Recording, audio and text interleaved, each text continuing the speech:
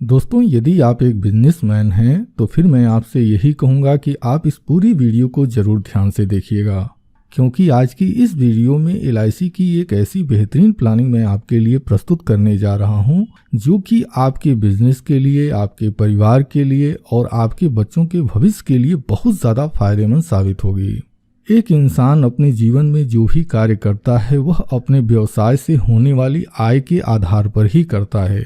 यदि आप बैंक में सेविंग करना चाहते हैं, यदि आप म्यूचुअल फंड में निवेश करना चाहते हैं, यदि आप कोई प्रॉपर्टी खरीदना चाहते हैं, यदि आप अपने बच्चों को पढ़ाना चाहते हैं, यदि आप अपने बिटिया की शादी के लिए प्रबंध करना चाहते हैं, तो यह सारी चीज़ें आपके व्यवसाय और उस व्यवसाय से होने वाली आय के ऊपर ही निर्भर करता है।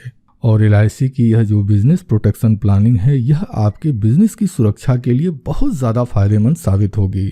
तो आइए अब हम समझते हैं कि LIC की यह जो बिजनेस प्रोटेक्शन प्लानिंग है, इससे क्या लाभ होता है। दोस्तों, LIC की यह जो बिजनेस प्रोटेक्शन प्लानिंग है, दो तरह का लाभ प्रदान करती है। पहला लाभ यह है कि यह आपके जीवन काल में बीमा सुरक्षा देती है, और दूसरा लाभ यह है कि LIC को यह पता है जब एक बिजनेसमैन बुजुर्ग हो जाता है, जब वह अपनी जॉब से रिटायर हो जाता है, तो उसको बुढ़ापे में कोई भी पेंशन का साधन उपलब्ध नहीं होता है।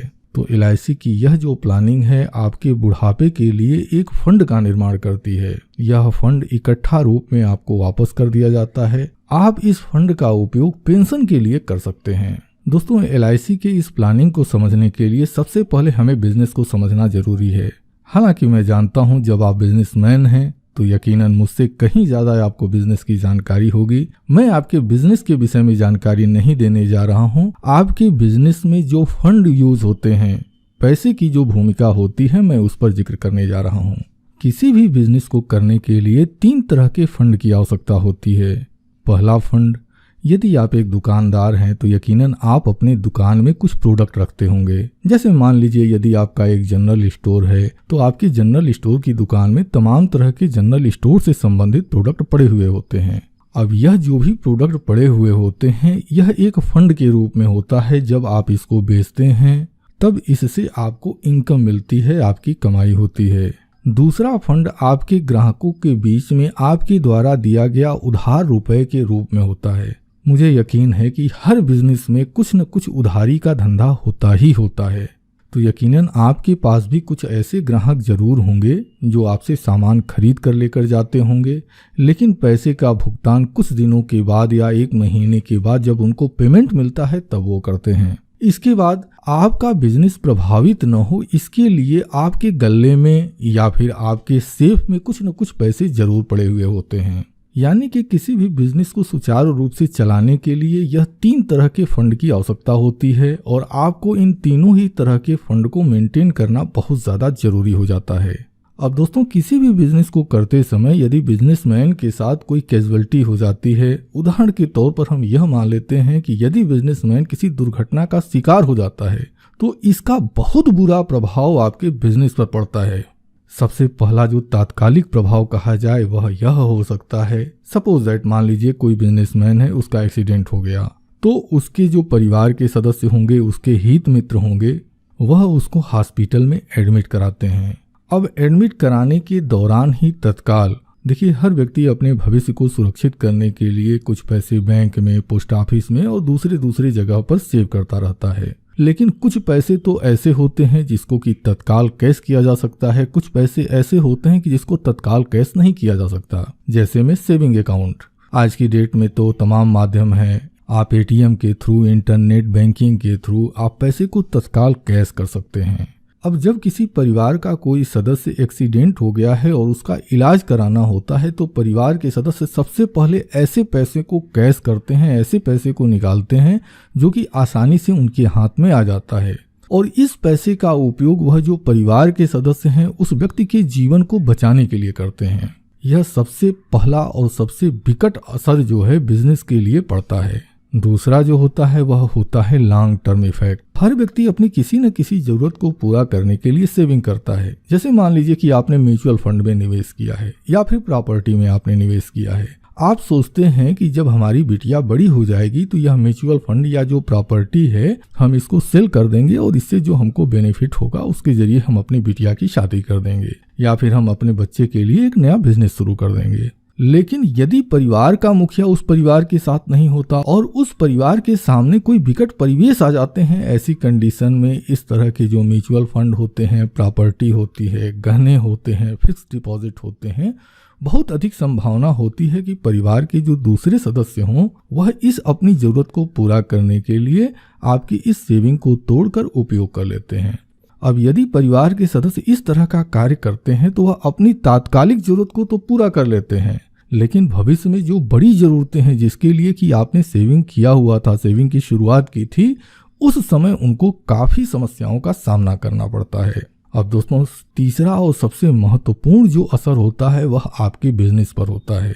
अब देखिए, जब आप अपने बिजनेस को कर रहे होते हैं तो आपके दुकान से तमाम लोग उधार पर सामान लेकर जाते हैं, लेकिन जब उनको यह पता चलता है कि दुकानदार की डेथ हो गई है तो ऐसी कंडीशन में वह लोग विभिन्न तरह के बहाने बनाकर, जैसे में कि हमने उनसे उधार लिया ही नहीं था या हमने लिया तो था उनको पैसा दे दिया था, ऐसा कुछ बहाना बनाकर अधिकतम लोग वह जो देनदारी है उससे अपने आप को बचाने की कोशिश करते हैं। अच्छा, दूसरा बहुत बुरा असर पड़ता है और वह यह होता है कि देखिए, जब आप किसी बिजनेस को कर रहे होते हैं तो आप भी बड़े महाजन के यहाँ से जाकर आप कुछ न कुछ अपनी दुकान का सामान लेकर आते हैं और वह इस शर्त पर लेकर आते हैं कि हफ्ता दिन, महीना दिन के अंदर आप उस सामान की बिक्री कर देंगे और बिक्री करने के बाद जो पैसे आपको मिलेंगे इससे आप महाजन के कर्जे को चुका देंगे। अब देखिए, सबसे पहला तो नुकसान यह हुआ कि जो लोग आपको उधार देने वाले थे उन्होंने मना कर दिया या बहाना बना दिया। दूसरा चीज, जो महाजन है वह आपके व्यवसाय का जो भी उत्तराधिकारी होगा उस पर यह दबाव बनाएगा कि उसकी जो उधारी है या तो आपके बिजनेस का जो वारिस है वह उस पैसे को वापस करे या फिर जो सामान आपने महाजन के यहाँ से लेकर आप आए हुए थे उस सामान को वह वापस ले जाने की डिमांड करेगा। तो यह जो कंडीशन होती है किसी भी बिजनेस के लिए बहुत ही बुरी होती है। तो दोस्तों, मेरी LIC को आपकी इस तरह की समस्याओं की पूरी जानकारी थी और इसी जानकारी को ध्यान में रखते हुए LIC ने बिजनेस प्रोटेक्शन प्लान लॉन्च किया।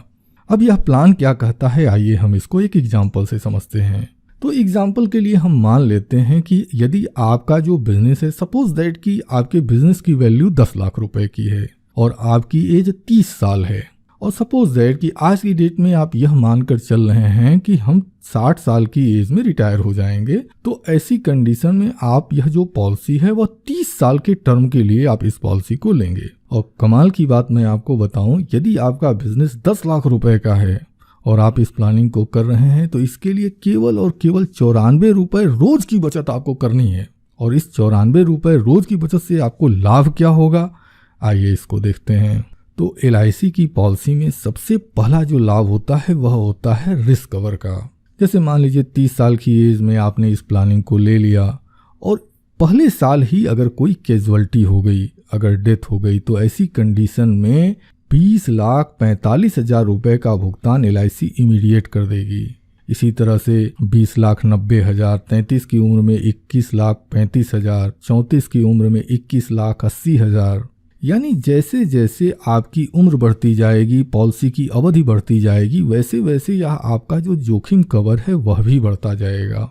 LIC को यह भी पता है कि हमारे बिजनेसमैन को समय समय पर पैसों की आवश्यकता पड़ती है, तो LIC ने इसमें यह भी व्यवस्था बनाया है कि आप अपनी इस पॉलिसी के ऊपर ही जब भी कभी आपको जरूरत समझ में आती है आप लोन के लिए अप्लाई कर सकते हैं और आप इस पॉलिसी से लोन ले सकते हैं।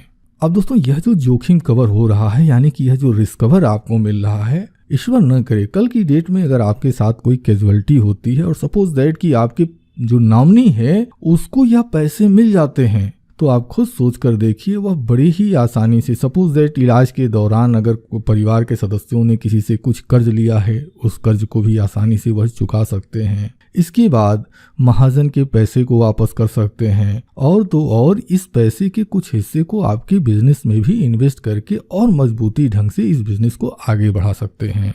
अब दोस्तों, इसी तरह से अगर आप ध्यान देंगे तो जैसे जैसे पॉलिसी पूरी होती जाती है 42,15,000 रुपए, 60 साल की उम्र में 44,50,000 रुपए तक का रिस्क कवर आपको मिल जाता है।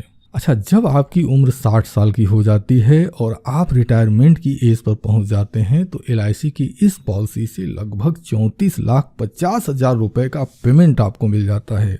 आप इस पैसे का उपयोग, अगर आपको ज़रूरत समझ में आती है आप इस पूरे पैसे को ले लीजिए, और अगर ज़रूरत समझ में नहीं आती है तो इस पैसे को आप अपने रिटायरमेंट फंड के रूप में उपयोग कर सकते हैं। यदि आप चाहें तो आप LIC के ही पेंशन प्लान में इसको कन्वर्ट कर सकते हैं। हाँ, यह अलग बात है कि यह जो पैसे हैं जब आप इसको कन्वर्ट करेंगे उसी समय यह निर्धारित होगा कि यह जो पैसे आप कन्वर्ट कर रहे हैं इससे आपको कितना पेंशन मिलेगा, यह उसी समय डिसाइड होगा। तो दोस्तों, मुझे पूरा भरोसा है कि यह जो प्लानिंग है आपको पसंद आ रही होगी, तो फिर देरी किस बात की है।